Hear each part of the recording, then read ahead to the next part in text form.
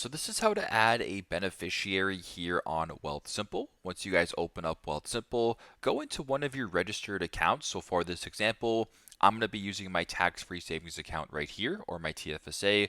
Also to note, it's important here that you can actually do this, to my knowledge, through the Wealthsimple mobile application. So instead, you actually have to go onto a desktop and complete this, through the computer. So once you're here and you have your account selected, just go to the top right to where it says press the gear icon here, rename account settings, manage beneficiaries, show all accounts. We're going to go ahead here and just select manage beneficiaries. It'll then bring you to this page right here where you can go ahead and manage your beneficiaries. And once that is here, you'll then see the beneficiaries. In my case, I don't have any. So if I wanted to go ahead and add one, I will go ahead and press add beneficiary. It'll then bring you to this page right here where you can then type in the person's legal first name, legal last name, and their social insurance number. That is optional, as well as their relationship to you. And if this looks good, you can go to the bottom here and simply press add beneficiary. So very simple, very straightforward. That is how to add a beneficiary to an account here on Wealthsimple. Thanks again for watching and hope this helps.